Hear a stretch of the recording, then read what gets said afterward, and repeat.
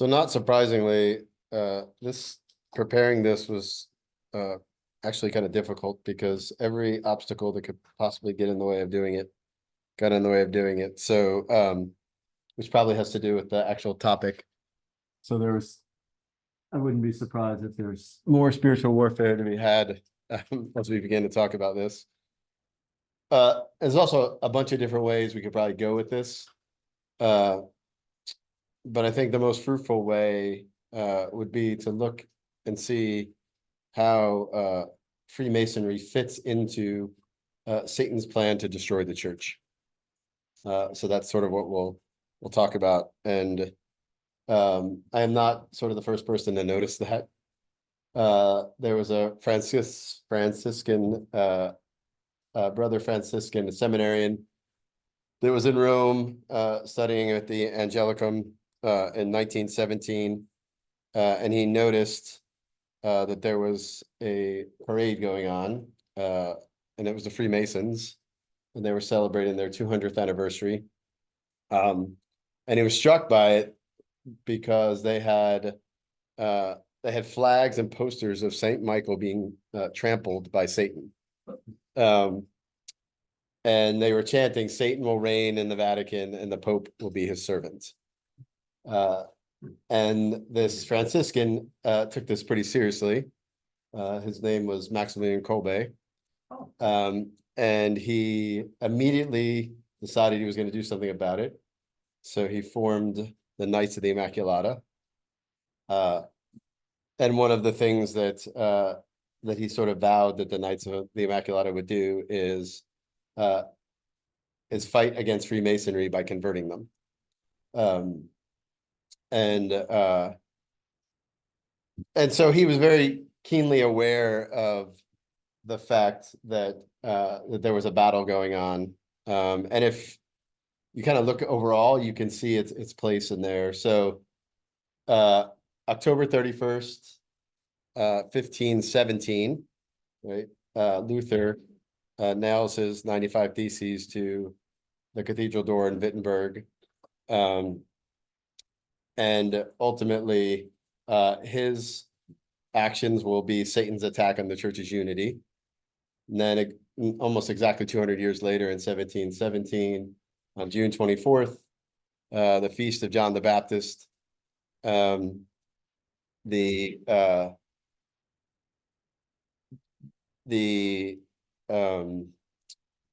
first sort of lodge is formed in London by a couple of Protestant ministers. And ultimately, this would be Satan's attempt to attack the church's holiness. And then almost 200 years later, around shortly after St. Maximilian Kolbe encounters all of the Freemasons in Rome, the Bolshevik Revolution happens, and Marxism is sort of comes to its full fruit, and it's an attack on the church's Catholicity. And so if you sort of look in terms of the sort of long-term battle plan of Satan, you can see where we might be tempted to think, oh, well, Freemasonry is sort of on the way out. And that might be true. Certainly their numbers are not what they used to be. But nevertheless, their effects are lasting. And there are still enough of them around in influence that we should still take it pretty seriously. Okay, so all that being said, the topic, at least the title of the topic, is Freemasonry in the Spirit of the Enlightenment. So what I want to do is start by talking about what the Spirit of the Enlightenment is. Okay. And so rather than, this is really just one slide about the Enlightenment. I could obviously go on for a long period of time. What I want to do is sort of capture what its spirit is. Okay. So keep in mind, right, that it follows on the heels of the Reformation. Right. So Luther and Calvin and his friends didn't just ultimately try to destroy the authority of the church. it was an attack on Christendom as a whole. Okay, because everything in the 16th century revolved around the church. Okay, and so there's sort of the not perfect, but the way that society was structured made it very easy for the church to make saints. And once Luther sort of shook that foundation, it changed everything. And so I'd like to think that sort of Luther and Calvin started the Enlightenment, and then Voltaire and Rousseau were just able to finish the job. Okay, so if I sort of narrow it down to one word to describe or sort of capture the spirit of the Enlightenment, it's rationalism. Okay, and so rationalism. All right, so let's talk about this for a second. All right, because sometimes we don't think about the sort of unintended consequences. What happens when Luther says that everyone is their own authority? What happens? Yeah. Well, chaos does happen interiorly. I would say you have very different opinions. Okay, so yeah, so opinion reigns, right? Yes, everyone essentially becomes their own and their own church. Okay, so now I'm sitting on the outside watching this. All right, say I'm not particularly Christian, although I'm living in a Christian society, and I see this. What am I going to do? What am I going to think? I'm going to think that why are their thoughts any better than my thoughts? Why is their reasoning any better than my reasoning? Okay. And so, like, long story short, that's where rationalism comes from. So, so rationalism, the idea that reason is the ultimate standard by which we can and ought to arrive at the knowledge of all truths of every kind. So there's nothing that can be known that is outside the scope of our reason. Okay, nothing that can be known that is outside the scope of our reason. If it's outside the scope of our reason, it can't be known. Okay, to put it another way. All right, that's the spirit of the Enlightenment. Right, this idea that no matter what, all that can be known, we can know it, and all that cannot be known just can't be known. All right, and so now what happens is God is now squeezed out of the picture, slowly but surely. Okay, and so rationalism then sits upon what we could call naturalism. Okay, so what is naturalism? Naturalism is essentially the denial of the possibility that our natures can be elevated to the supernatural realm. Okay, so there is a disconnect between God and us, right? So St. Thomas Aquinas gives what I think is the best definition of naturalism, although he sort of teases it out when he's talking about the fall of the angels. All right, and here's what he says. He says, in this, the angel, he's talking about the fallen angel, had an undue desire to be like unto God, for he desired as the ultimate end of beatitude that which he was able to attain by the powers of his own nature. Okay, so think about that for a second. He's saying Satan fell because he thought he could achieve fulfillment by the powers of his own nature, turning his desire away from supernatural beatitude.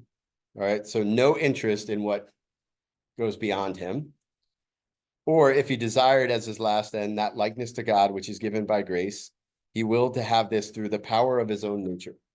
So he decided that he wanted to be like God. And to have this power of his own.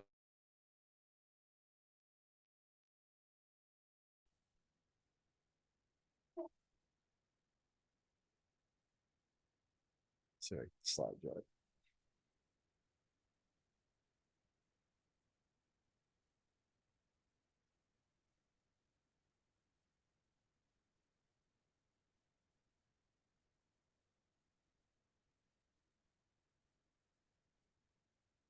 my machine.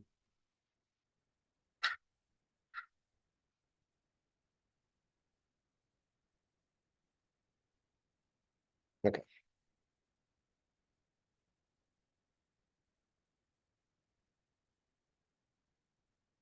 Okay.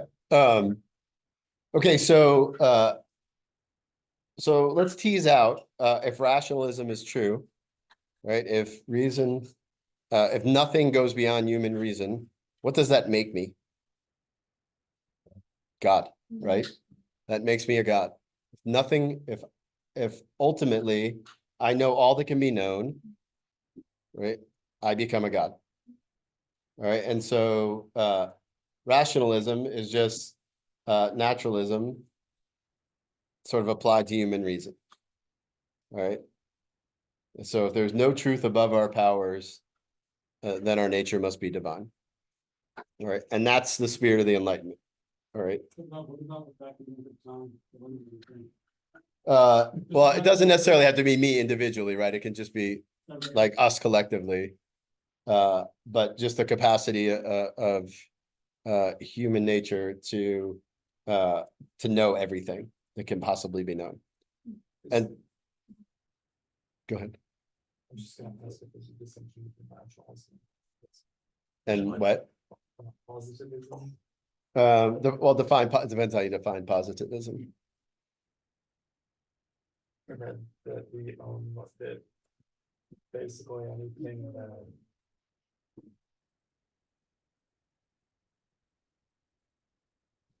So the way that my understanding of it is that it's these,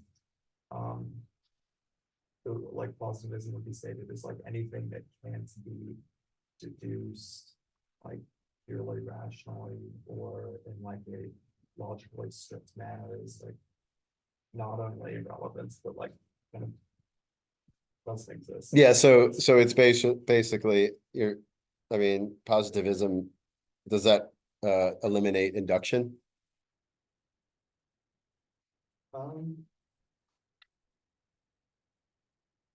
Sure. Yeah, so I mean, that would be the only way. I mean, like rationalism would say that there's sort of two paths to knowledge, deduction and induction. So it doesn't eliminate either one. But then someone like Hume, I think he eliminates induction. And so and he would be classically well, probably what would be labeled a positivist. So it's more like a subset, if that makes sense. Yes. What's positivism? Yeah, it's just so it is that only things that can positively be proven are true. That's probably the easiest way to this. Like a lot of scientists are. Yeah. You can't feel the negative, or it's hard to. Yeah. So I mean, yeah, you can't use you couldn't use like a process of elimination, right, or something like that. Does somebody else have a question? Okay. So this spirit, the spirit of rationalism, the spirit of naturalism, the church recognized what a sort of grave threat it was.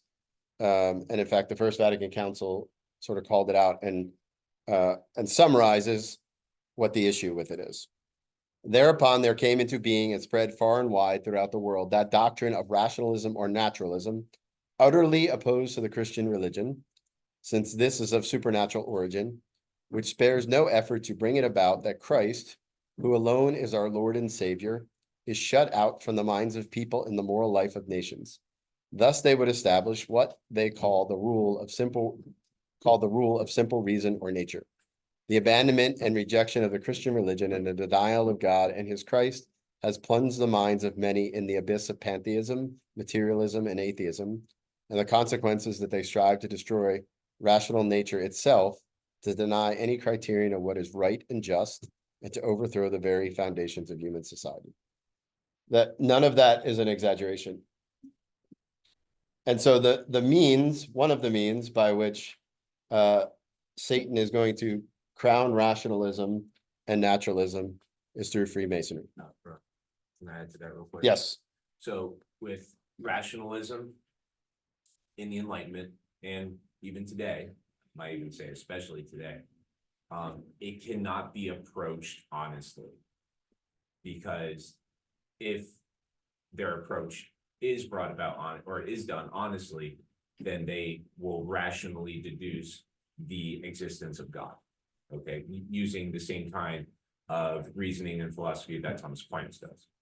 Okay, so this philosophy, which is trying to whittle things down to that bare bones truth that's in front of them, actually is not honest on its face at all.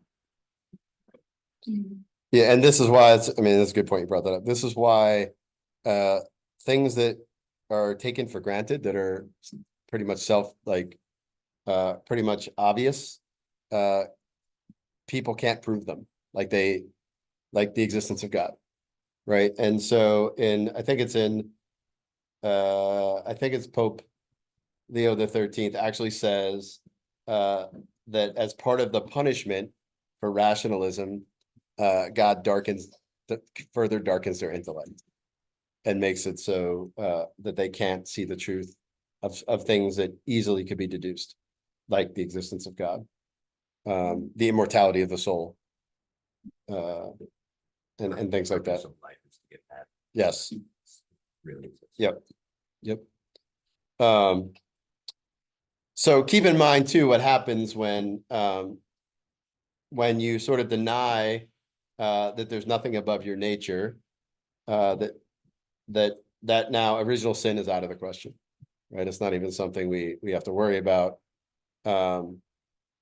So in a certain sense, we not only deny the nobility of human nature, but we also sort of deny its misery too, right? So we're not in a fallen state. And so one of the fruits of rationalism is sort of the self-help movement, right? Where we can somehow achieve on our own this sort of fulfillment without God. The other thing it leads to, and again, this is rampant, is what I would call humanitarianism, which is essentially charity without God, right? So doing kind things to other people without any reference to God whatsoever. And if you want proof of this, how many times do you see someone say, well, it was the charitable thing to do, and they, do something like, I don't know, here's a good example, right? Since it's relevant. So on Fridays, somebody makes you a hamburger, and they go, well, the charitable thing to do was to eat the hamburger. Well, no, actually it wasn't, right? You put the person before you put God. That's humanitarianism over the love of God. So, right. So charity is ever a situation where, like, that specific example, would you say there's ever a situation where you should just eat meat? I mean, there might be. I'm not saying it's like it's an exception list, but I'm just saying, like, if that's your reasoning, that's not a good reason, right? Like, because like to not insult another person and to otherwise offend God. But also, it seems more like just hiding from your own. Like it would hurt you to think that you could have done something to you. Yeah, exactly. I mean, it's the inconvenient thing, right? And it's not a perfect example, but it's the idea that, I mean, I see people do this all the time where they're like, well, it was charitable to do this, and they actually are offending God by what they're doing.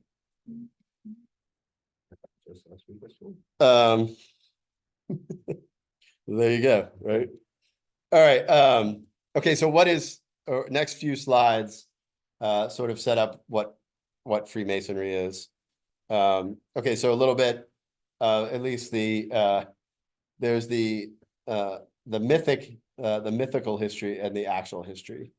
So during the Middle Ages, there were stonemason guilds, right? And so the sort of one of the ways in which the economy of the Middle Ages worked was through guilds, right? And so a group of stonemasons would get together, form a guild, and they would train each other.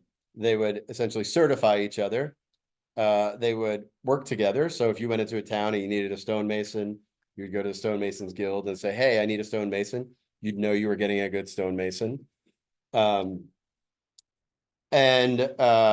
So these sort of stonemason guilds, and it wasn't just stonemasons, but pretty much all of the sort of servile arts had had guilds. But the particular stonemason guild, we'll see why it was appealing. They were during the Middle Ages, they were what we'll call operative, in the sense that everyone who belonged to them was a stonemason. Okay. Then the Reformation comes along, and guess what they're not building anymore? Cathedrals, right? So they're not building these big cathedrals. In fact, they're probably tearing them down. And suddenly stonemasons aren't necessarily needed as much as they were before. All right, but they still have their guilds. So they begin to invite other people to their guilds. All right. These other people were obviously not stonemasons. But they as they begin to invite them, this idea of speculative masonry arises. Okay, so now they're not actually masons in truth. They're masons in philosophy. And so what this group now did was the people became the living stones. Okay, so and they would apply the tools to themselves and perfect and build themselves. All right, so very much an Enlightenment thing to do. So they become these sort of living stones. And of course, this is way more common, at least initially, in Protestant countries.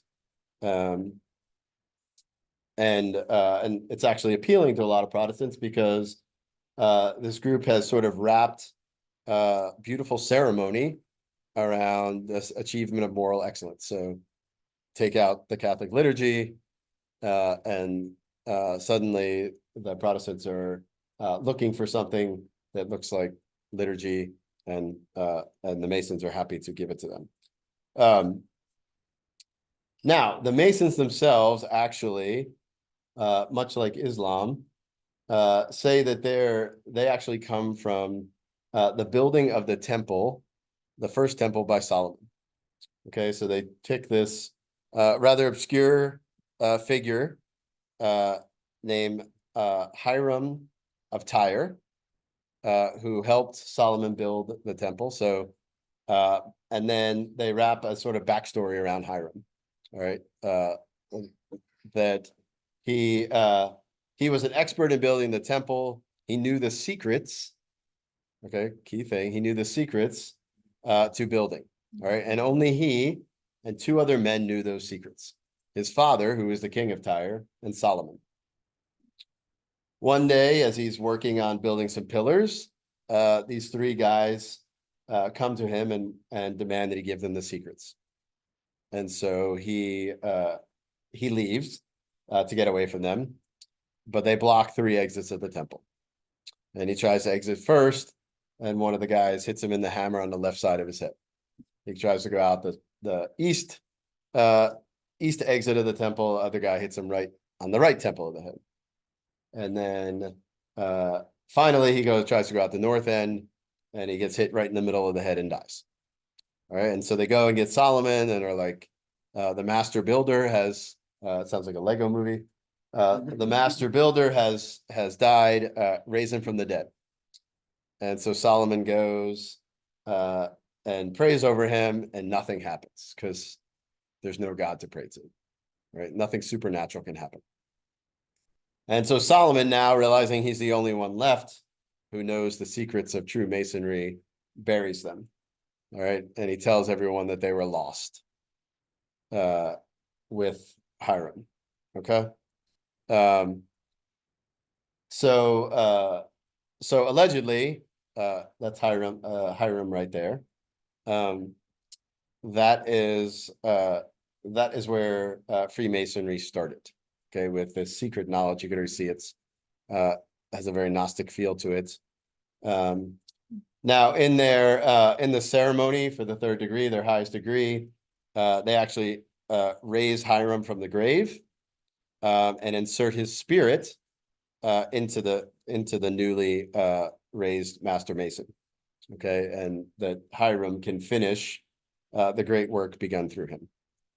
All right, so a channeling, if you will, some spirit that this master mason invites upon himself and is given to him. And his sole mission is to finish the great work that was begun by Hiram. What is that? That's the secret knowledge. Yeah,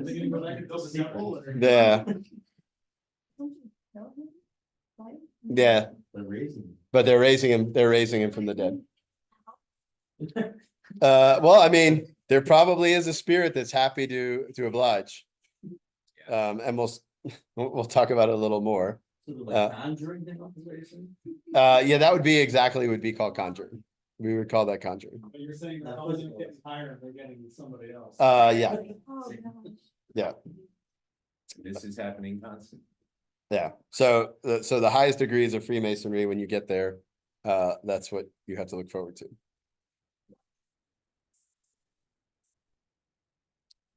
They do, and we'll talk about that in a minute. We'll talk about that in a minute. So what was the mission of Hiram? What was his real mission? I mean, he was helping Solomon build the temple. I mean, that part is legit. They just, they just decided to add some backstory to it. Liberally add some backstory to it. Okay, so that's the history, at least, the 5-minute history of Freemasonry. Okay, so if you would like, you can go into Washington, D.C., and you can see a large statue of a Confederate general within the District of Columbia.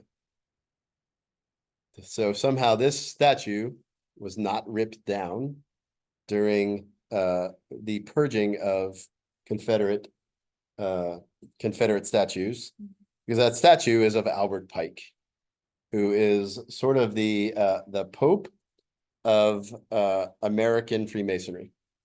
All right, so the Masons had donated this statue, and for some reason nobody wanted to move it.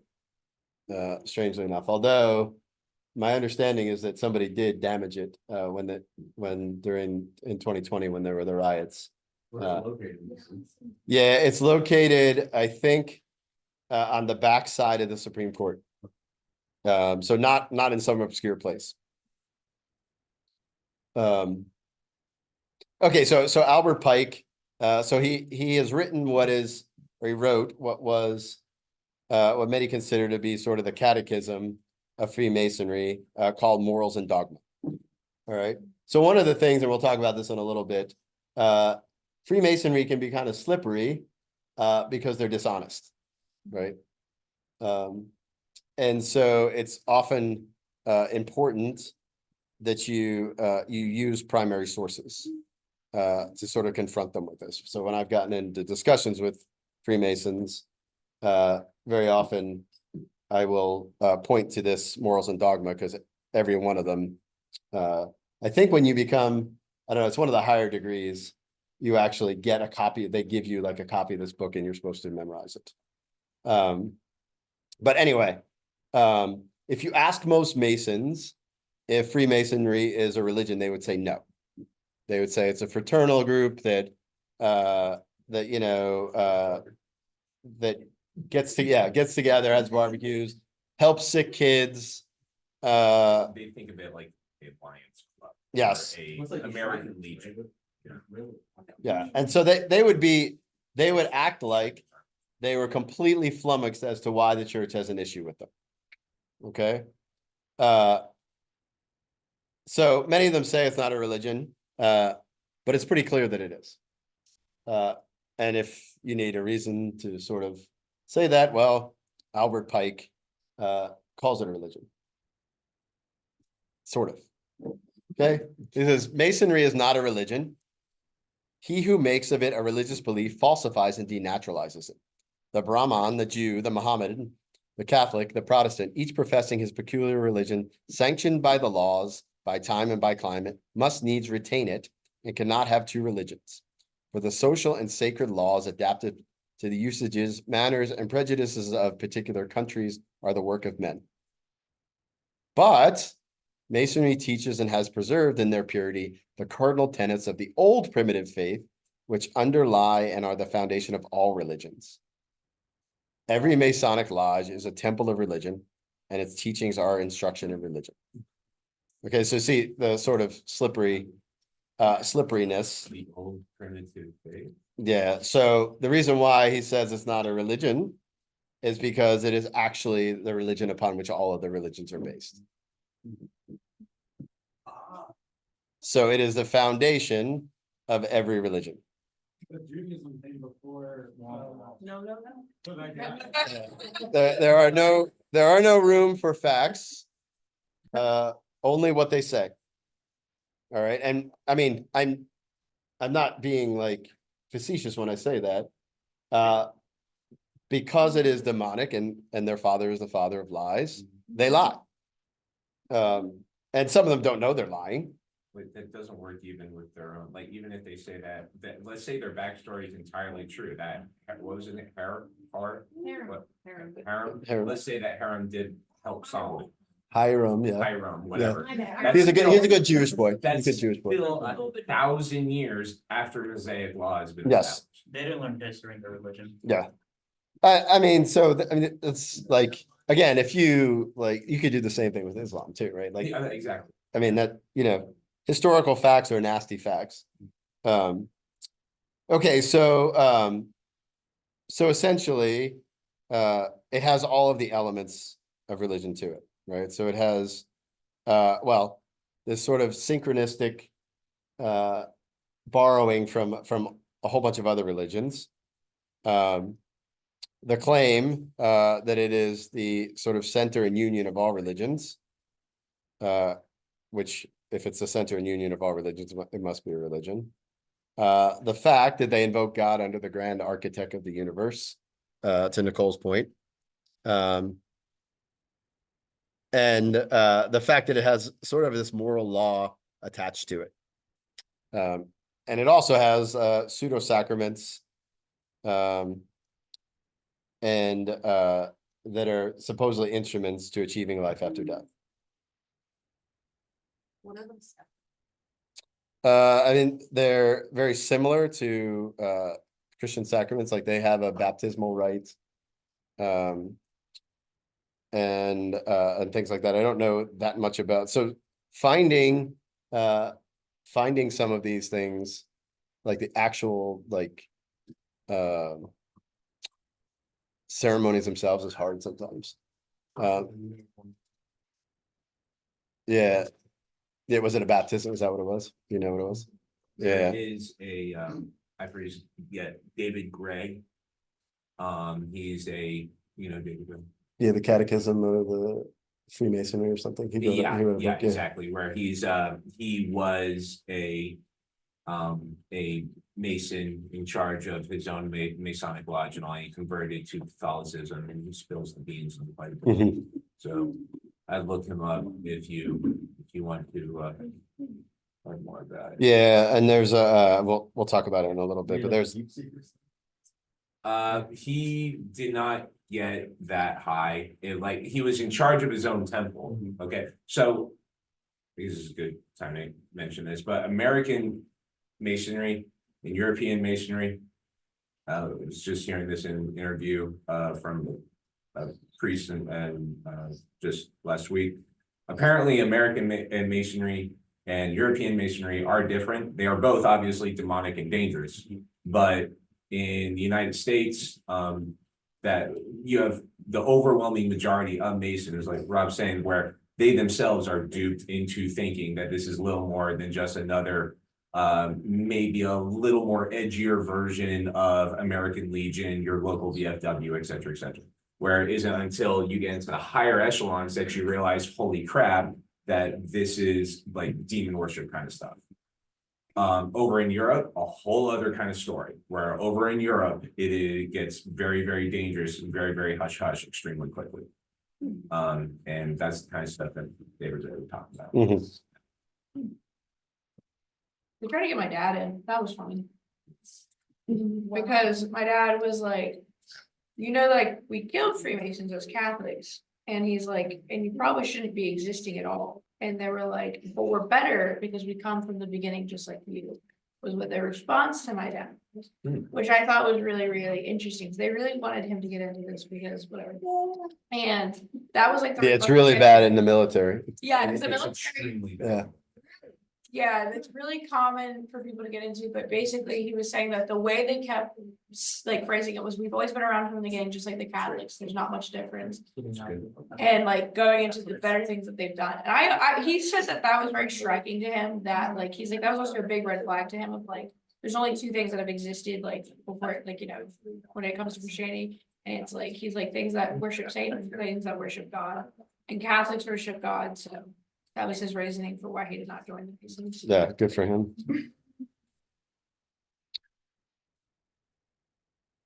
Okay, so let's talk about what they sort of tell us about this grand architect of the universe. Albert Pike again. Here, as in all of the degrees, you meet with the emblems and the names of deity, the true knowledge of whose character and attributes it has ever been an chief object of Masonry to perpetuate. To appreciate his infinite greatness and goodness, to rely implicitly upon his providence, to revere and venerate him as the supreme architect, creator, and legislator of the universe is the first of Masonic duties. Okay, so you read that, right, as a Christian, and you think, huh, okay, like I guess I could get behind that. And so here's where it becomes important to sort of peel back what's going on. All right. So notice that he sort of talks about these Masonic duties, right? Of relying on his implicitly upon his providence. I don't know what it means to implicitly rely on providence, but also to appreciate his infinite greatness and goodness. So who exactly is this sort of grand architect of the universe? All right, and so the other person you sort of want to read besides Albert Pike is another guy named Albert Mackey. Okay, Albert Mackey also, he wrote the Encyclopedia of Freemasonry. And in there he says that all Masons must study paganism in order to understand Freemasonry. All right. Okay, so why does he say this? Back to Pike. In one of their liturgies, in the center of this blazing star, Freemasons place the letter G. Okay, everyone has seen the letter G. We're told it stands for God, or sometimes we're told it stands for geometry. Or sometimes gateway, or sometimes grand architect. It's just lazy. But Albert Pike says it stands for gnosis. Okay, and so what this really is a Gnostic religion. Okay, so the secret of Freemasonry is that there's not really a secret, but the promise of secret knowledge. Okay, and so who is the master of secret knowledge?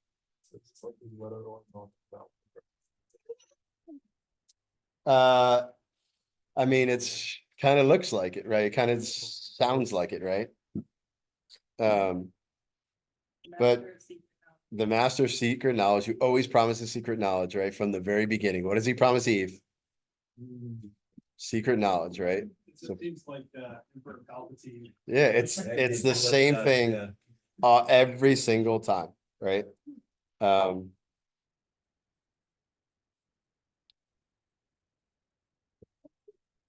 first, all I've been thinking is not arrogant. It could feel so arrogant. Yeah, so it is. I mean, it's pride in the sense of when you decide that well, I mean, to accept the gift of faith, right, which elevates us, elevates our knowledge, you can't be proud, right? You have to be humble. And so in a certain respect, any Gnostic, anyone who's grasped for this secret knowledge is not willing to take the gift of faith from God, right? That's how God gives us so-called secret knowledge. right? Through the gift of faith, right? If we try to seize it, well, that's an act of pride. Okay, so let's learn a little bit more about this grand architect of the universe. So there is a book that was published in the 1950s, and to Brendan's point about some differences in the lodges. This guy was a former I think 33rd degree Mason who became an Anglican priest, and he wrote a book in 1950 called Darkness Visible. And what he did is he actually printed all of their sort of liturgy and initiation rites, which are really hard to come by, right? And so he sort of let the cat out of the bag about first about how when the person begins to get into the sort of the higher degrees of Masonry, they make promises and swear oaths, but they also call curses down upon themselves and their family if they don't keep up the oaths. Okay, and so you can see part of the problem. Okay, and so my understanding of how these go is the candidate goes through the ritual, and then after the ritual, one of the other Master Masons explains to him what he just did. Just a little odd, right? And so in this sort of 32nd degree ritual, after this person pledges themselves to the grand architect of the universe, he receives this what's called a mystical lecture from one of the Master Masons, and he tells him who this great architect of the universe actually is. He gives him a name. All right. The word on the triangle, this is what he tells him, is so this is where he gives him so he's given this triangle. He's given this and he has a picture of it. He's one of the things it's like a what would you call it? It's not like a big painting or whatever, but it has a whole bunch of symbols on it. One of them is like a coffin that's supposed to be Hiram's coffin, and there's a triangle there.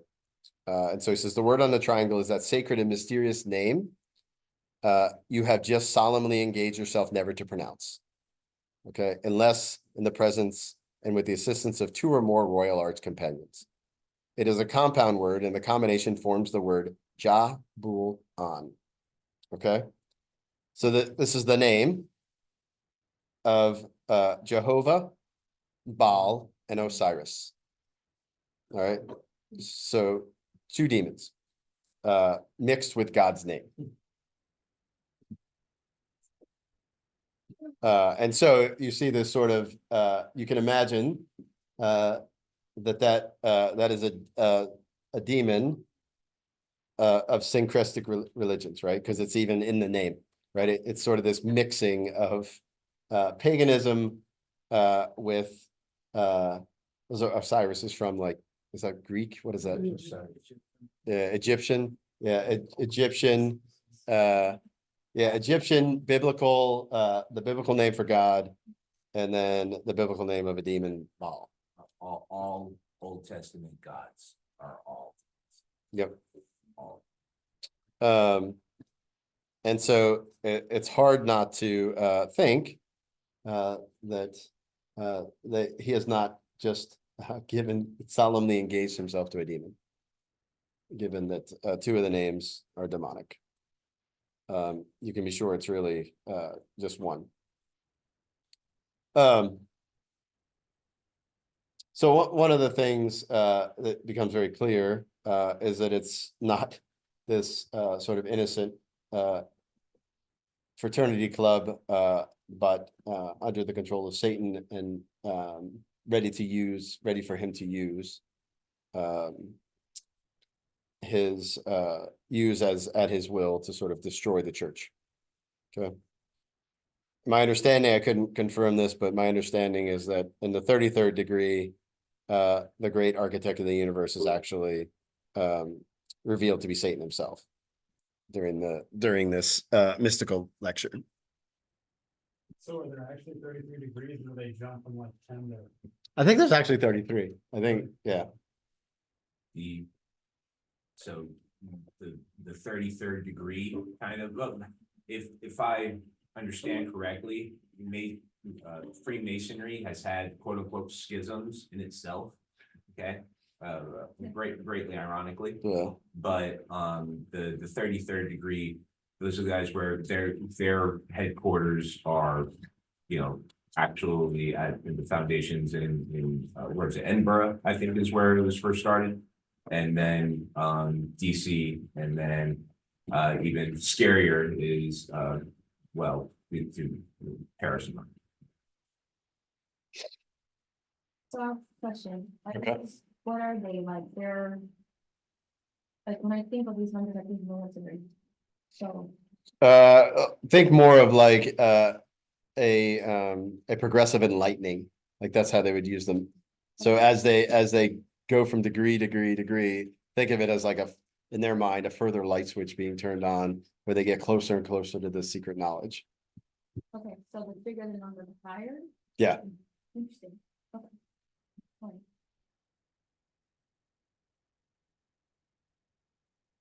All right, so given all that we've said, and the deliberately misleading manner in which they present themselves, let's now turn to see what the church has to say.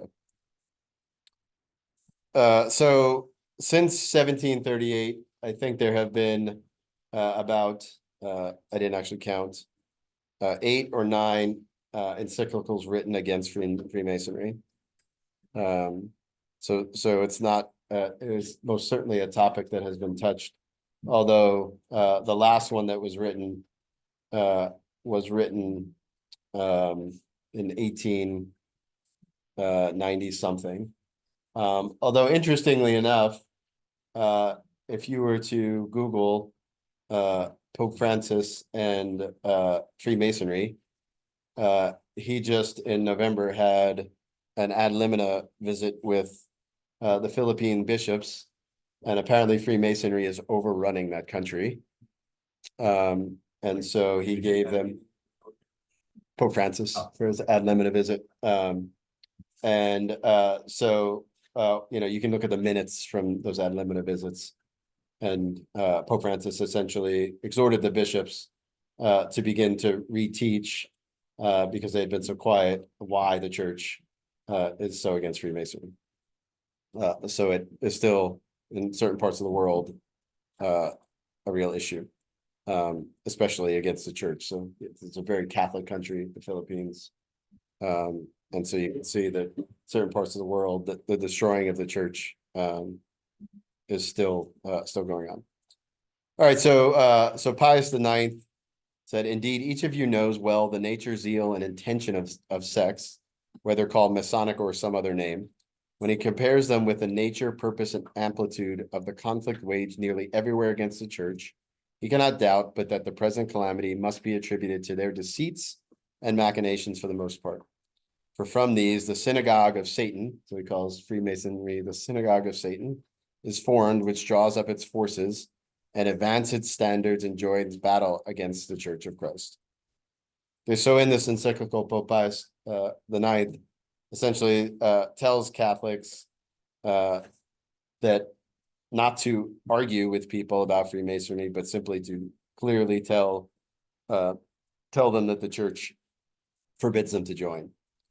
He said because because they lie. And Pius VIII said, "Lying is their rule, Satan is their God, and shameful deeds their sacrifice." Okay, so what does the church actually say? So 1738 is the first encyclical. So if we started at 1717, although as Brendan mentioned, there was Freemasonry was around before then, but it sort of starts to get organized, at least in London, with the first Grand Lodge in 1717, as I mentioned earlier. And by 1738, it obviously is on the Pope's radar, and is spreading pretty quickly. And so he's the first Pope to speak about it. And here's what he says. Wherefore we command most strictly and in virtue of holy obedience, all the faithful, under any pretext or for any reason, shall dare or presume to enter, propagate, or support these aforesaid societies, or to receive them in their houses or dwellings, or to hide them, be enrolled among them, join to them, be present with them, give power or permission for them to meet elsewhere, to help them in any way, to give them in any way advice, encouragement, or support, either openly or in secret, directly or indirectly on their own or through others, nor as they are they to urge others to tell them, incite, or persuade to be present or to assist them in any way, but they must stay completely clear under pain of excommunication for all the above mentioned people, which is incurred by the very deed without any declaration being required and from which no one can obtain the benefit of absolution other than at the hour of death, except through ourselves or the Roman pontiff of the time. Okay, so in any way to assist or cooperate with Masons carried with it the penalty of excommunication. All right, no questions asked. So in other words, you do it, doesn't matter whether someone caught you or not, you are excommunicated. Huh? Carry or carries? Also carries, but there's some question about it, so that's why I was kind of leaving. So does it say that, you know, like absolved by the Pope? Yes, yes, What, excommunication? yes. Now, so okay, so there is the sort of interdict here, or the sort of the penalty, which he says no matter what carries with it excommunication. Now, the Pope does have the ability to change how that can be lifted. So now, I believe any priest can lift, in confession, can lift excommunication for being a part of the Freemasons.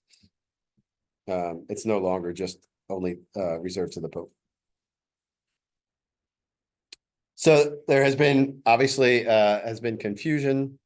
So the most recent statement, at least about sort of the moral status of Freemasonry was in 1983. So the 1917 Code of Canon Law said that anyone who was in a Masonic organization or similar group that plotted against the church automatically received excommunication. And then canon law was rewritten in 1983. And this time it was written a little bit more vaguely.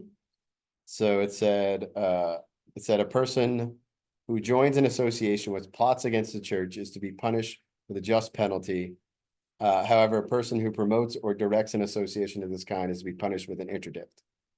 All right, so nowhere in there is the word Freemason. And so it caused a lot of confusion.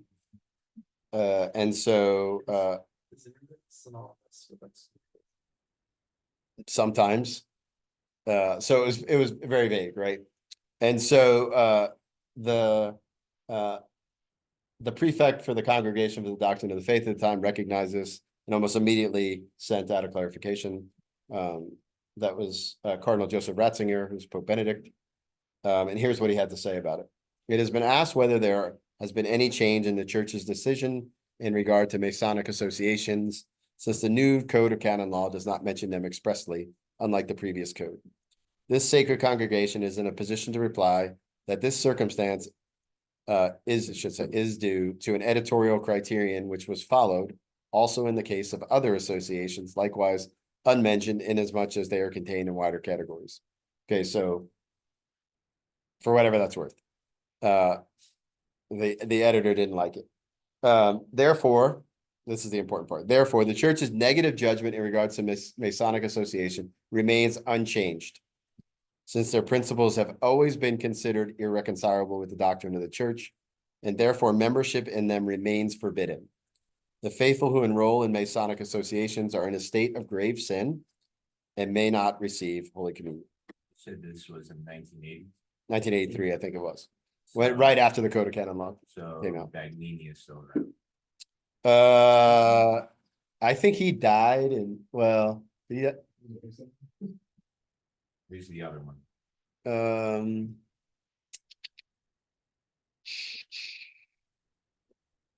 Yeah, I think he died in 1984, so he may have been. So we're going to talk about them in a minute, though. Okay.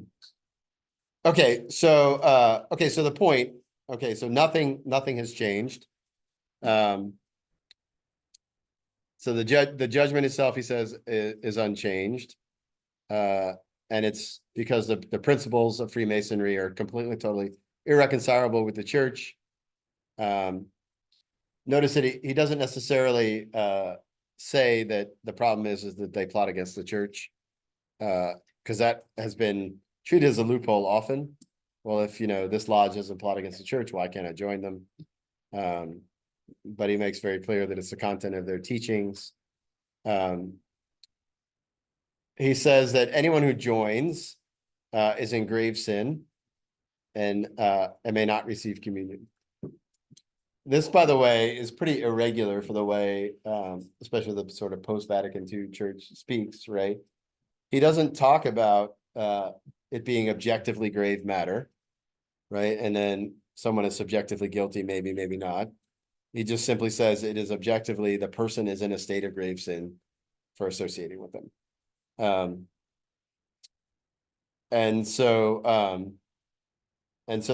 this action, regardless of the intention of the person, or the ignorance of the person, puts them immediately in a state of grave sin. Okay. There. How can it be the case absent intention? It seems not in line with the church's history, like with the catechism, like morality.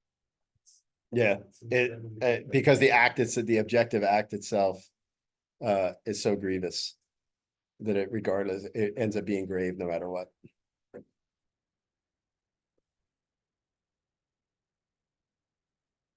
Its point is it could never be ordered to the good. Right, I'm not arguing that it can, I guess. Is there anywhere The else? section on the moral, on like the morality of human actions seem to indicate that regardless of the objective content of an action, under circumstances of sufficient ignorance, an individual would be like subject to no culpability whatsoever, but this is the. Yeah, I thought Seems like not to be the the case here. Well. Maybe with. And like something like murder, it's like obviously like Right. natural law tells you can't be ignorant that murder is wrong. But this is like you can be ignorant of this organization, it's not fair. Yeah. Also, if you don't even know they're part of the organization, you accidentally help someone like further the.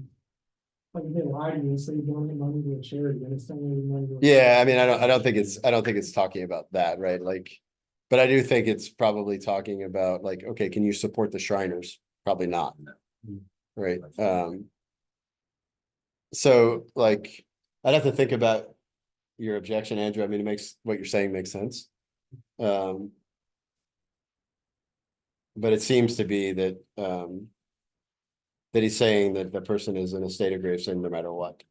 I'd have to think about what that would look like. Yes. We can't really say he's like. Kind of like you said, we don't need to like circumstance everything to death and send that to the beggars to get that. Given the fact that it's been freely condemned by the church. And that anyone who is Catholic is, hopefully has received sufficient inspiration to know that it's wrong. Right. Like he's addressed, unlike the tendency now, we're like, well, or at least like you mentioned. You could say, well, this is objectively wrong, but subjectively we have to essentially everything. It's like, okay, but. Probably in this case, you probably don't really have to because it's like. Yeah. I mean, I would say yes to that, but I understand Andrew's objection too. Because I've heard people who said they have like a letter from the bishop in the process. Yeah, in this, actually, yeah, I don't know that I copied all of it, but at the bottom of it, he says, basically says that it doesn't matter, no local authority has competence to make the judgment and overrule him. So, yeah, I mean, I would say that's the priest or the bishop is in pretty deep doo-doo too at that point, right?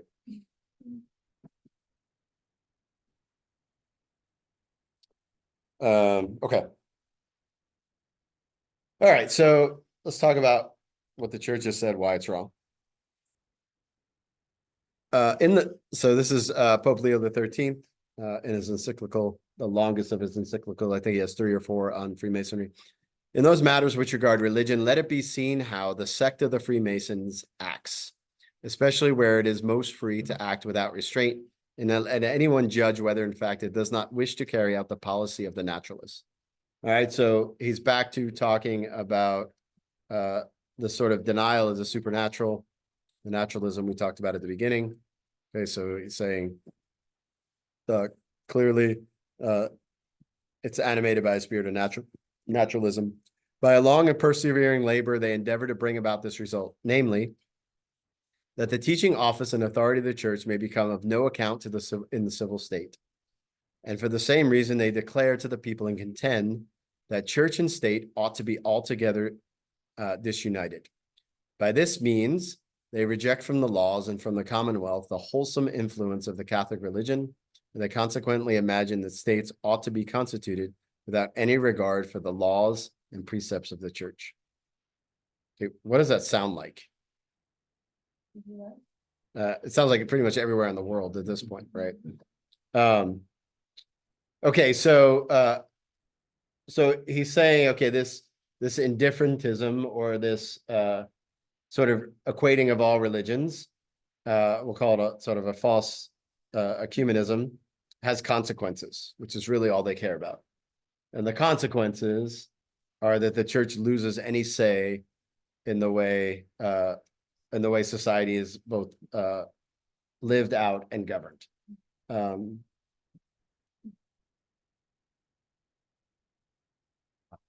have a question. Okay. I don't think it's a secret that the Enlightenment is what our country's culture and politics is built on. And Freemasonry has had very heavy influence on us as a people and a culture and our politics as well. And we've always been an extremely anti-Catholic country, where to the point where Catholicism was really until about 5 minutes ago, and now it's come back again, kind of considered a threat to the social order of the United States. Right. How can we, like, were the Protestants right in saying that you can't really be fully American if you're Catholic, or you can't be fully Catholic if you're a proud American? Like, were they right? More and more, I kind of think that they were.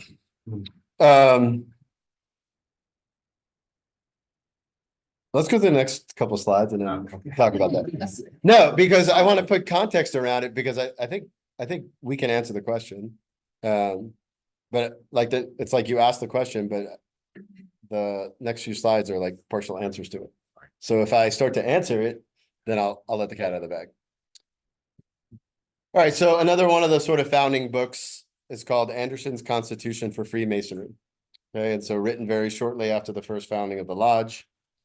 Here is what Anderson has to say. And this is tenet number 1. Concerning God and religion. A Mason is obliged by his tenure to obey the moral law. And if he rightly understands the art, that's what he's calling Freemasonry, he will never be a stupid atheist nor an irreligious libertine. Okay, he's not calling atheism stupid, by the way. He's saying, don't act like a stupid atheist going around advertising your atheism. Okay. Or nor an irreligious libertine. But though in ancient times Masons were charged in every country to be of the religion of that country or nation, whatever it was, yet 'tis now thought more expedient only to oblige them to that religion in which all men agree. Okay, so this leveling out of religion. Okay, the religion in which all men agree. Lowest common denominator. Leaving their particular opinions to themselves, that is, to be good men and true, or men of honor and honesty, by whatever denominations or persuasions they may be distinguished, whereby Masonry becomes the center of union and the means of conciliating true friendship among persons that must have remained at a perpetual distance. So partially what he's offering here is this sort of for the lack of a better word, secular religion, in which everybody can sort of disagree. Well, we all agree we believe in God. And the stupid atheists will keep their mouth shut, because they're not stupid atheists. The irreligious libertine won't act. The libertine will act like he's religious. Yeah, a libertine is somebody who's pretty loose in their morals.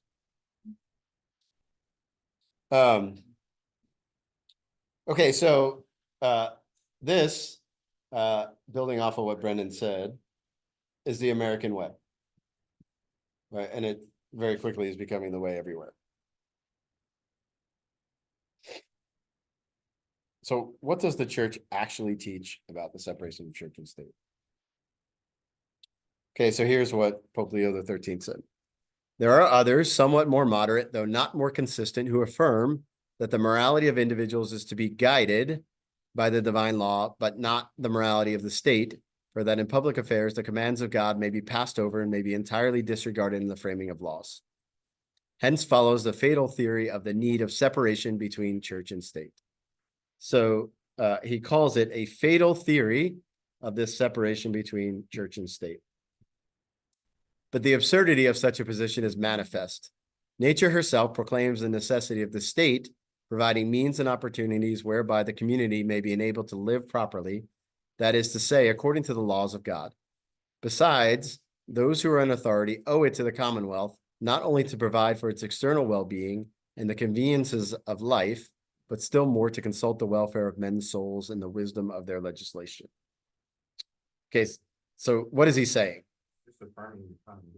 Yeah, he's saying that you can't divide body and soul. You cannot divide the state and the church. There can't be a wall of separation between the two, right? Because there can't be a wall of separation in the individual between church and state, right? So your question, partially, is the wall between church and state make it insurmountable that you can be loyal to the state?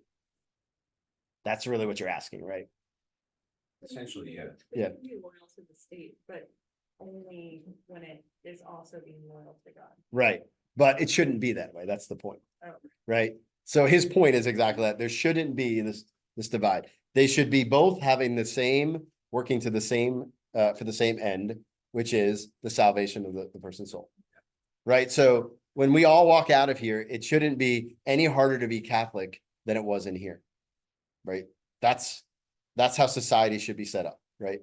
And there's nothing wrong with that. Like that is not, there is nothing wrong with a theocracy, right? There's nothing wrong with that. There is nothing wrong with a Catholic confessional state, right? Because otherwise you live a disintegrated life. Okay. But with theocracy, do you mean like, the state like orders people to go to mass, and just like this state, it's like. Yeah, where the line, like where the exact line is, like I would say, according to the common good, you wouldn't order people to go to mass, right? Go ahead. My understanding of this is that it's kind of really this, it's like the word commonwealth, really don't, but it's like trying to just help people live better lives in that sense. Yes. Versus, I didn't really see any authoritarianism, Authoritarianism. Yes. I appreciate it. I didn't really sense that from I don't know. That's what my thoughts. You mean, so, Like, let's order these now. yeah, no, you wouldn't like, you would tend to not think that that would be part of it, right? But could the state say, if you're not going to be Catholic, we're not going to let you celebrate your religious services in public, for example, right? Because we think that would harm the common good. Like you can believe what you want to believe, but you're going to have to do it privately. That might be reasonable, right? So a lot of it depends on it. Really, the question is always like, according to the common good, how much of a deviation are you gonna tolerate, even recognizing that it's bad? To be clear, integrated state or state integrated with the church doesn't necessarily mean that the state is from like the clergy behind it. No. In fact, it wouldn't be. So I think that. Yeah. So like that's the idea of rendering unto Caesar what is Caesar, rendering up. So so God, like all authority comes from God, authority in the church, authority in the state. But it's meant to flow through two separate channels, right? But they're meant to be on the same page. Right, like, because they both have God as their author, both as their authority, right? Really, in one direction, does this really start to go wrong throughout history? And that's when the state starts telling the church what to do. Okay, not necessarily the state looking to the church for guidance. Yeah, and the church, I mean, you really want the church over the state anyway, right? Like, if you think about it, because like in our country, there is nothing to stop the government from totally tyrannizing. So, Yeah, that's it, right? Maybe. Violence, right? Like, violence and pushback is the only, but if the president is worried about saving his soul, then he's gonna answer to his bishop when he steps out of line, right? Or when a king, like, king also needs to save his soul. And so the state will always go unchecked. The worry is not that the church is going to usurp the state's role. The worry is that the state's going to go unchecked. Yeah,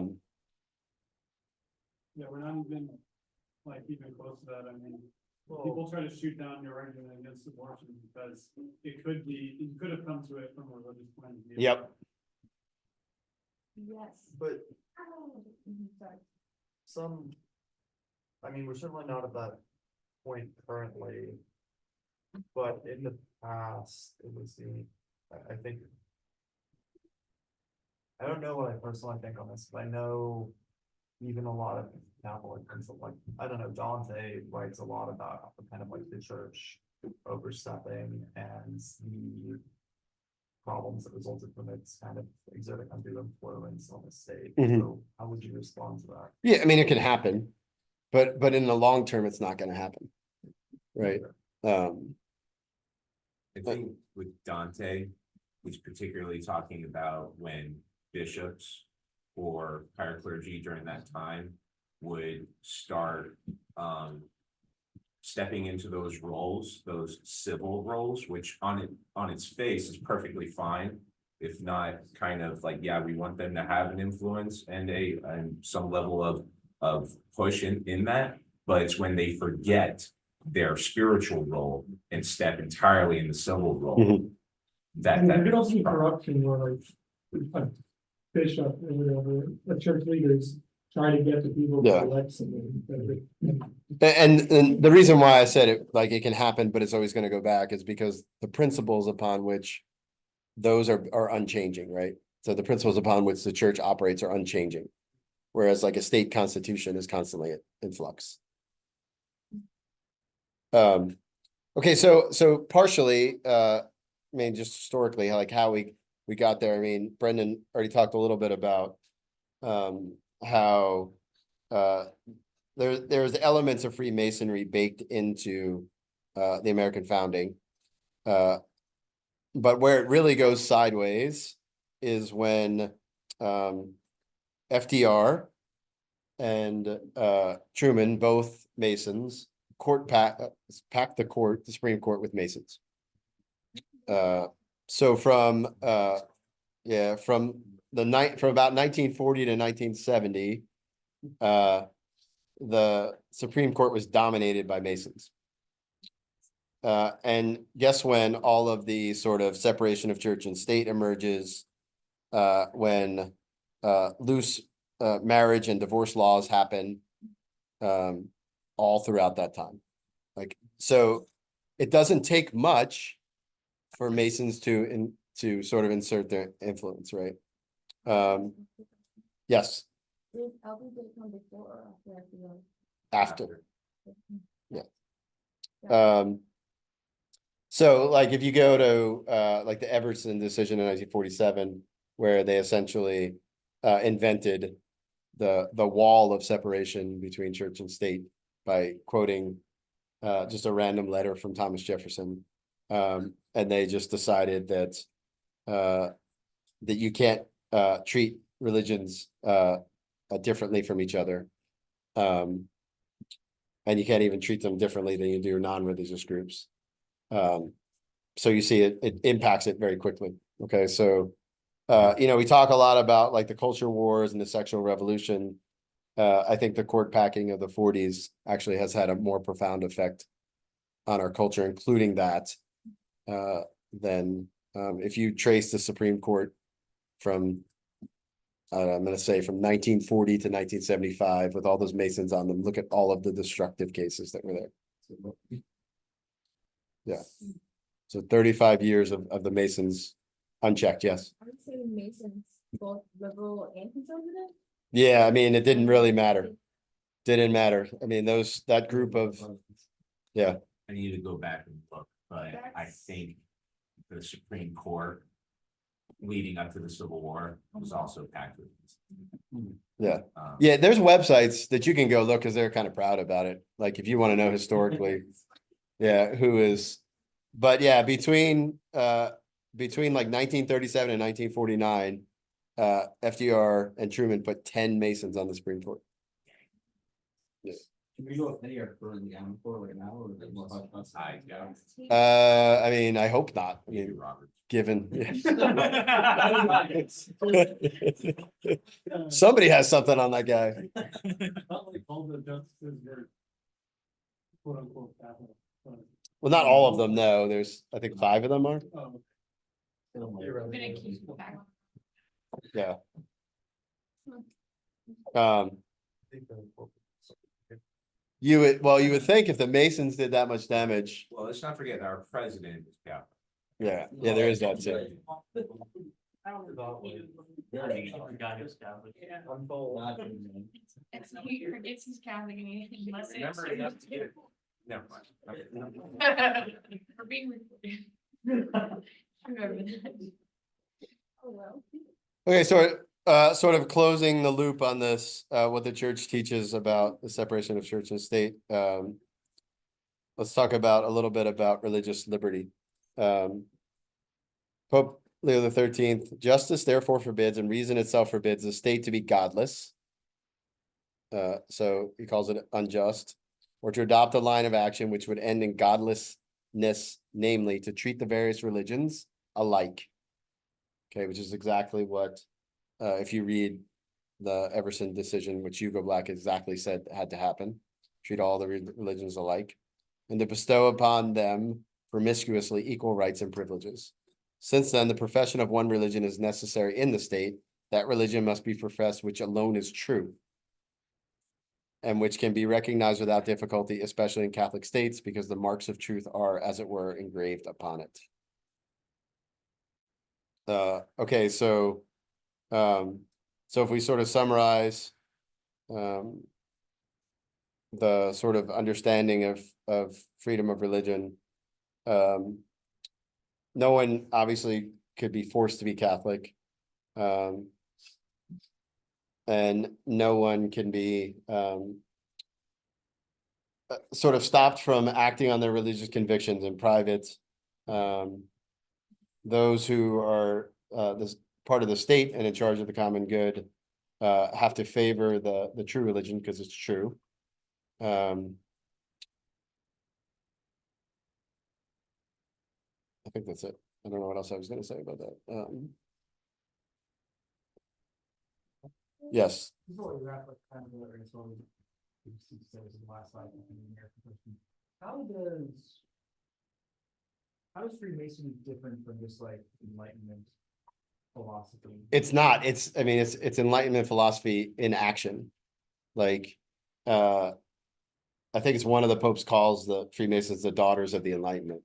I think very specifically kind of picking at them, but yeah, I mean, that's why you can't really separate the two, right? Like, they just carry the Enlightenment ideas to their just logical consequences, right? I don't like women, do they? No. Okay. Do they ever like say why? Oh, I think I know why. They can't keep it. Maybe they can't keep a secret. That's what they say. Is that true? I don't know. I had no idea. I was kidding when I said it, but Where are you from? It's something like.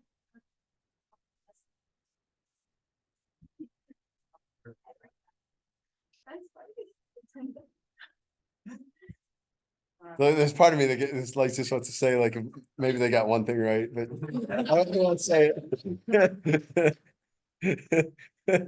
Even a blind squirrel finds a nut.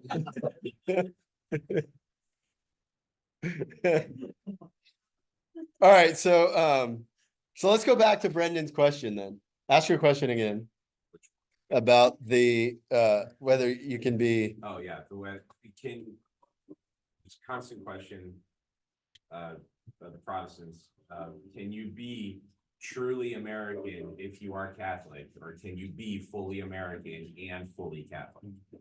And honestly, more and more, I'm thinking, no, you can't. no, if by American you mean subscribe fully to the American ideals, no. If by American you mean can you like love your neighbor? And like It would be the American way. Yeah. So what you're saying is we need to start kneeling during the national anthem. I mean, Maybe kneeling more would be a good idea. it is weird that we do a Pledge of Allegiance every day, okay? Like, They don't do that anymore in public school. okay, well, No, yeah. maybe public school's got something right, but that it is weird, okay? Like this weird like sanctification and deification that we have of like founding fathers, for instance, is weird. Okay, and I love history, but it's weird. Yeah, I Game mean, about so that. some of that though, like not to get us too far off, like some of that is like exactly the sort of a product of the Enlightenment, right? So the idea of having a secular holiday is ridiculous, right? That there's nothing like that before the French Revolution, right? Like the word holiday means holy day, right? And so it's supposed to be set aside for God and for us as a culture, which is why we can't actually like no, does anyone really celebrate July 4th? Or they're just like, the day I get a day off, I'll go grill and have some people over. Oh, yeah. Make a boat. Of itself. Yeah. No, right? Because it's not something like you can only have holidays on something that's transcendent, right? You can't have it based upon something that is completely secularized. Can I do something? Yes. To your question, I think we're American in the sense that I have hope. Okay, but hope's a virtue. Yeah, Yeah. you can have hope wherever you are. It's a thank you, theological virtue. So and Patriotism is a virtue too, right? yeah, it is patriot. Yeah. So, but I think that, back to your point, Brennan, I don't think there would be a heresy named Americanism if it were possible, right? Because you know what I'm saying? Like, I think that there are certain things in the American principles that if, as Catholics, that if we could overturn and redo, we would. Yeah, but then it wouldn't be America. That's but Rick's point. Right. It's like, because America was founded on those very things that we would change, then it wouldn't be American. Could we take let's just choose the Declaration of Independence as sort of just a founding.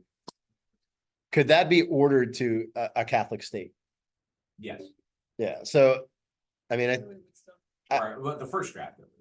yeah, I think, I do think the very founding principles and not the sort of second founding principles that go into the Constitution, I think could be the basis of a Catholic republic.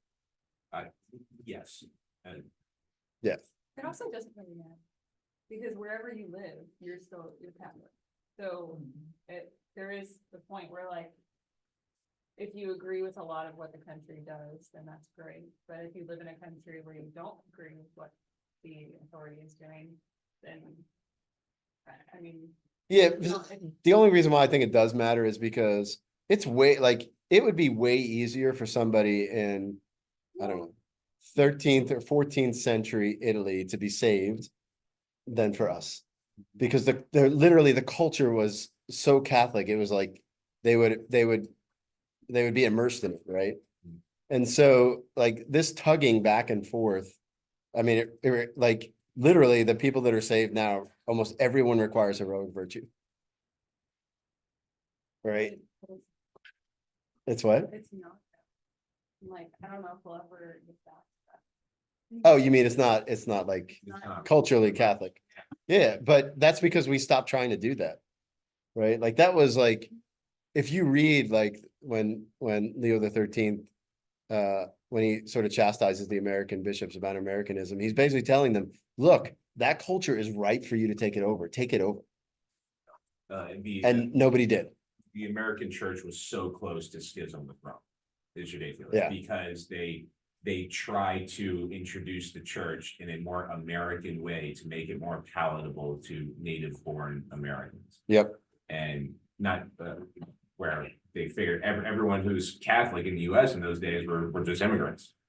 So, but there was no native or very few native born Catholics, and to make it more palatable, they had to Americanize it, which is, I mean, that's modernism. So Do you want to opine on certain divisions versus will have we use American Beautiful as an essential hymn? Not, yeah, Protestant. not a fan. Not a fan. Not a fan. What about churches that display the American flag, like the side sanctuary or something? I don't necessarily have an issue with that per se. I mean, it seems a little unnecessary, but I would have way more object to America the Beautiful as in a liturgy. Like where does that does not belong in a liturgy at all. It's usually the receptional hymn. not the Yeah. final Yeah. blessing. Yeah, that's so that nobody leaves. Everybody's already leaving. Yes. Brutal. So, okay, I guess one thing I have a question about with this is like, I just find it really hard to believe that like feminists have just been like really okay with like the Freemasons. Because like, you know, out of everything that goes unchecked by them, they feel real out of check. Yeah, Like, and because like it's very interesting because I feel like they almost got the hall pass based on like, oh, no, and like I say this, but I think it's an interesting hall pass that they gave out, and I think it's very telling because like most of the time feminists came after like everything. yeah, did you like, do you ever take that as Well, maybe a hint that that was there's a like what diabolical shield around them? well, that was like what like cued me into the idea that maybe feminism was chill. In college, like going to it all. I mean, we went to the same college. I was about to say, you know exactly what I'm referring to. But like the thing that like I'm sitting in my religious ethics class, and then like very feminist professor, very feminist male professor. And he just So there's a word for that, but I'm being recorded, so I won't say it out loud. Hey, so, and it's interesting, like, you know, day one, he comes after Catholics, but then Freemasons get brought up and everything, you know, like, I got out of doing this assignment because I said that book was written by men for men, so I don't have to read it. And he gave that to me. That's awesome. Wow. And like, he gave that to me. But like, and that's what I'm saying is like, but then when it came to Freemasons, this is okay. Yeah, And like, I feel like that's I think that's somewhat unsettling. I think that's a clue. Like, I really think that's a clue. Like, Right? because I've never heard of. Because they're speaker talk about the it same, ever. they're not going to turn on their teammates, right? Like the enemy of my enemy is my friend. I guess that was like the thing that made me super uncomfortable about like Freemasonry the entire time. It's like I've never seen it checked by them. Yeah. Never. Not once have I ever heard anything spoken out against it. I thought you were gonna mention begging. Oh, I am. The next slide. Oh. So it's 8 o'clock, so I'll go to the question about Masonic infiltration of the church. Here we go. Okay, so in 1859, this permanent instruction of the Alta Vendita was found. It was basically, I don't know where exactly they found it. It was found in some lodge in Italy, Masonic lodge, about their plan to infiltrate and corrupt the Catholic Church. No, I mean, like, is that like the name of the document? Yeah, that's what it's called. Yep, it's called the Instruction of the Alta Vendita. And so they sort of laid out their plan for how they would infiltrate and destroy the Catholic Church. The Pope, whoever he may be, will never come to the secret societies. It is for the secret societies to come first to the church in the resolve to conquer the two. The work which we've undertaken is not the work of a day, nor of a month, nor of a year. It may last many years, a century perhaps, but in our ranks the soldier dies and the fight continues.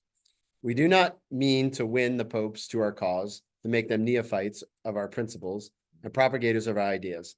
That would be a ridiculous dream. So look, they're even admitting the infallibility of the Pope. No matter in what manner events may turn. Should cardinals or prelates, for example, enter willingly or by surprise in some manner into our part of our secrets, it would be by no means a motive to desire their elevation to the see of Peter. So they don't even want one of their own becoming Pope. Now then, in order to secure to us a Pope in the manner required, it is necessary to fashion for that Pope a generation worthy of the reign of which we dream. So in other words, infiltrate seminaries, get into bishops and cardinals. So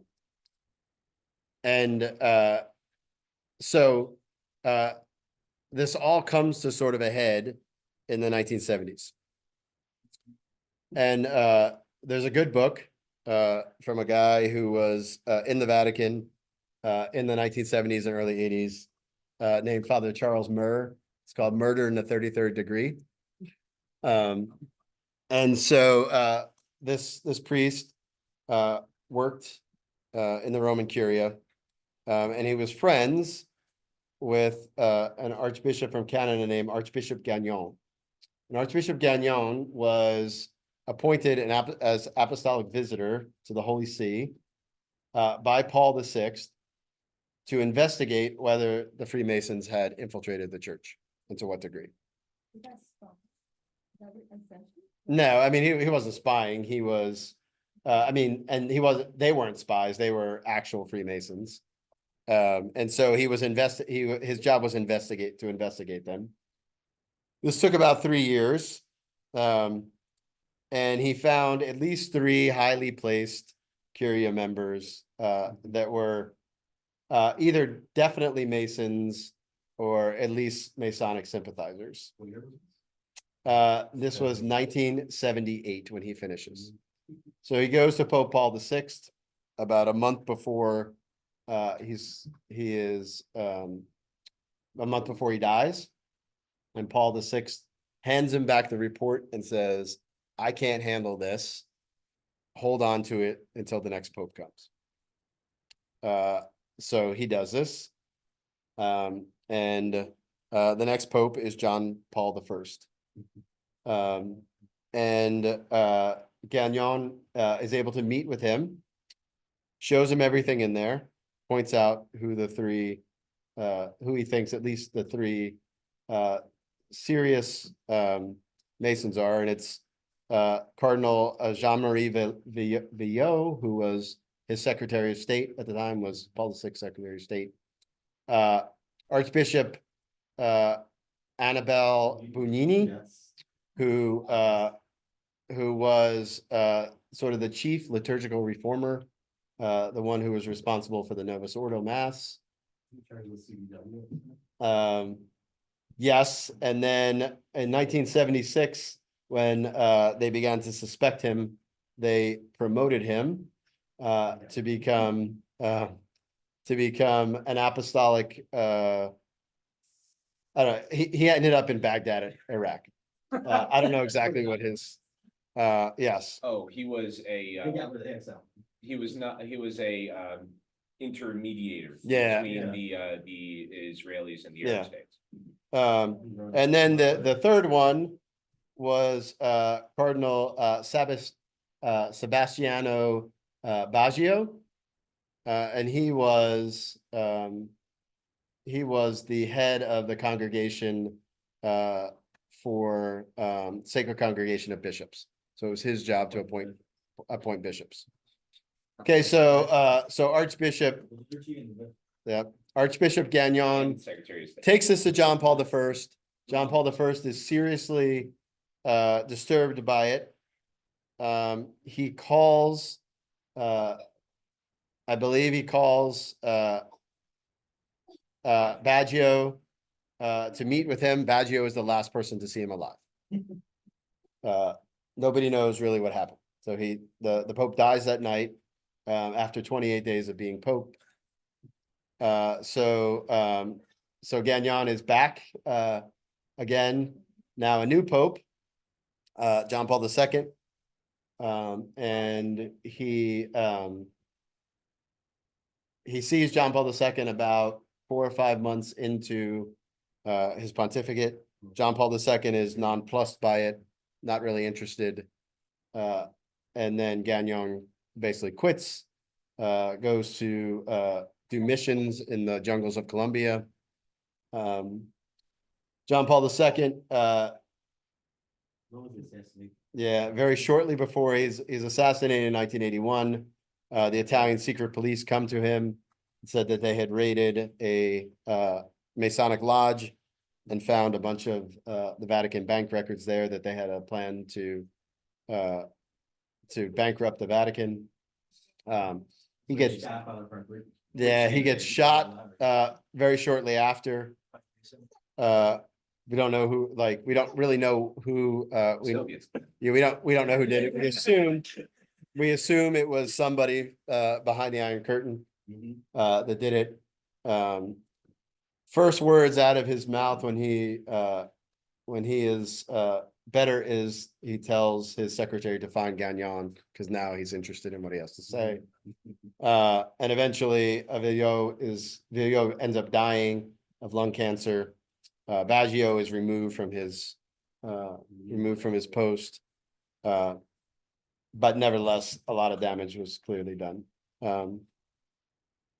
So I don't know like how far the infiltration goes, but I can tell you that many Masonic ideas are now sort of put forward as Catholic teaching, including the teachings on relationship between church and state, ecumenism, the sort of equality of all religions, and so forth.